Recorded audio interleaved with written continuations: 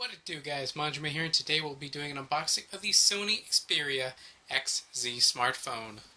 Taking a look at the box, very minimalistic, except for Sony Xperia, and there's a very light X that kind of goes on to the other side here. Pretty blank, some information there. Xperia XZ. Let's take a look at the back. Once again, pretty minimalistic. It has a 23 megapixel rear camera, 13 megapixel front camera, 5.2 inch full HD display. It's not 4K, which sucks, but there's a reason for this. It's cheaper to make, and it won't seep your battery as much. It uses USB Type-C, which is good and bad. Currently, it's a little bad in that I personally don't have any of those cables other than what's going to be in this box. On the bright side, in the future, all devices will be moving toward USB Type-C, so that's kind of future-proofing it. It has a Qualcomm Snapdragon 820 processor, meaning it's a very strong unit, and it has a 2900 milliamp battery, meaning you'll hopefully get about a day's use if all is optimized. And this one has 32 gigs of storage. It is Wi-Fi certified, Bluetooth certified, NFC, micro SD, and has Android OS. And I do believe stock it is 6.0, upgradable to 7.0. Taking this off, you can quickly see how colorful the underbox is. We get the phone, which we'll set aside for now, but it's right there. See what else we've got. Inside the paperwork box, we have the startup guide, important information, startup guide in another language, US safety guidelines, important information about hearing aid compatibility, SAR information, and important information in another language. So let's take a look at this for the Sony Xperia XZ F8331. Really not much to it. If you just want to take a quick gander at that, really not much going on. You can pause at any point to see what you want.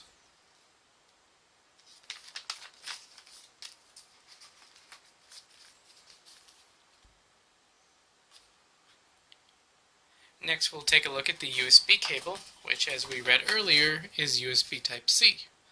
So let's get that plastic off. And it is indeed USB Type-C, seeing as how it's rounded and doesn't have a flat side.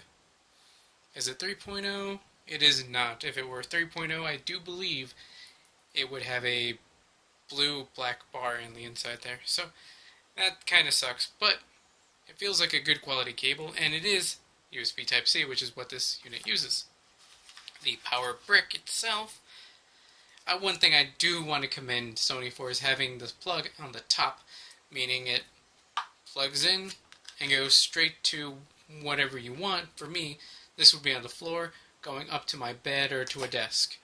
And that works out better than on the side here, where it kind of has to bend. And you're at least losing some cable having to bend over instead of just being here. And it would just cable management. It's something simple, but I really do appreciate this.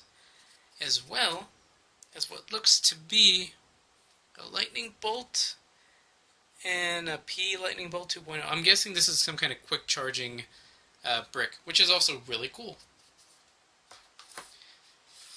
Now that we've gone over all the accessories, we can take a look at the phone itself. So, take that off. Ooh, static. Pretty nice. With an NFC logo right there. Which is kind of weird because NFC is usually on the back of Sony devices. It's kind of odd that it's on the front. Some information on the back showing you where to get a hold of the tray that holds both the SIM and SD card. And that you do in fact have to use USB Type-C, not micro, because that just won't work. I'm guessing this is another cover. Yeah, that's it. Take a look at that. Shows like kind of a plastic. This is probably plastic.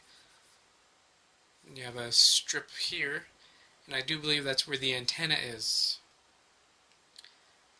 The buttons on the side, power button, which technically does include a fingerprint sensor, but in the US variant, we just don't get that. That is quote-unquote turned off. You can turn it on by flashing other regions' firmware, but US will not. We've got a volume rocker, up and down. It's a little low on the device. I'm used to it being more toward the center. And we have the power button, or not power button, rather the camera shutter. And on the bottom we have the camera shutter. On the side, nothing at all other than the ports for the SD card end. On the other side, we have the port for the SIM and micro SD card. The bottom, we have the USB Type-C port. On the top, we have the microphone and headphone jack. Well guys, this has been my unboxing of the Sony Xperia XZ smartphone. If you want to stay up to date on my videos and live streams on both YouTube and Twitch, check out the links in the description below and join my Discord. That's all for now guys. Manjoume out.